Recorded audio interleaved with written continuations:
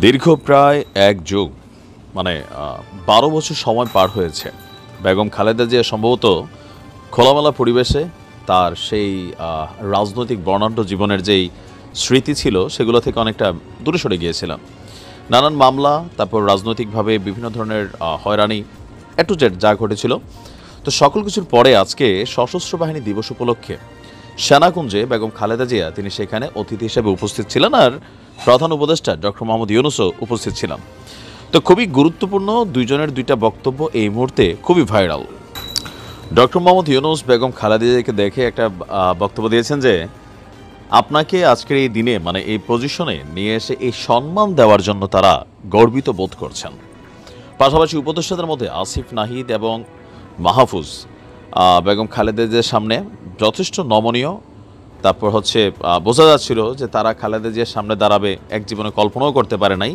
তো সেখানে আজকে বেগম খালেদা জিয়ার সামনে তারা দাঁড়িয়ে কথা বলছে, অনেকটা আবেগ অনুভূতি তাদের চেহারাতে ছিল। এবং ফেসবুকে বলছে যে আপনাকে এই সম্মান দিতে পেরে আমরা গর্বিত বোধ করছি।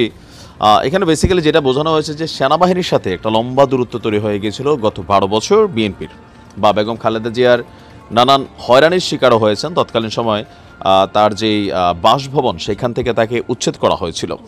তো যাই হোক, এবার এই ঘটনার পর বেগম খালেদা জিয়া এবং ইউনূসের ইস্যুতে বেগম খালেদা জিয়ার একটা পুরনো বক্তব্য আজকে দিনে খুবই ভাইরাল। বক্তব্যটা ২০১০ সালে জাতীয় সংসদে বেগম খালেদা জিয়া এই বক্তব্যটি দিয়েছিলেন ডক্টর মোহাম্মদ ইউনূসকে নিয়ে। ২.৫ মিনিটের ওই বক্তব্যে তিনি ডক্টর ইউনূসকে আন্তরিক অভিনন্দন জানিয়ে বলছিলেন, শান্তিতে নোবেল বিজয়ী ডক্টর মোহাম্মদ ইউনূস সম্প্রতি যুক্তরাষ্ট্রের সর্বোচ্চ ইউএস কংগ্রেশনাল অ্যাওয়ার্ডে ভূষিত হয়েছেন। এজন্য জাতি হিসাবে আমরা গর্বিত। তিনি বলছেন, তবে বাংলাদেশে যেভাবে তিনি মানুষের নিগৃহের শিকার হচ্ছেন তা সত্যি দুঃখজনক। তার মেধা, শ্রম ও ঘামে প্রতিষ্ঠিত গ্রামীণ ব্যাংকও আজ হুমকির মুখে। সরকার নিয়োজিত কমিশন নোবেল বিজয়ী প্রতিষ্ঠান গ্রামীণ ব্যাংককে ভেঙে ১৯ টুকরো করার সুপারিশ করেছে। আমরা এতে স্তম্ভিত। এই ধরনের সিদ্ধান্ত গ্রামীণ ব্যাংককে ধ্বংস করে ফেলবে। গ্রামীণ ব্যাংকের সরকারি হস্তক্ষেপের প্রতিবাদ জানিয়ে ওই দিন খালেদা জিয়া আরও বলেছিলেন, ক্ষুদ্র ঋণের মাধ্যমে নারীর ক্ষমতায়নের এই ব্যাংক গুরুত্বপূর্ণ ভূমিকা পালন করে আসছে।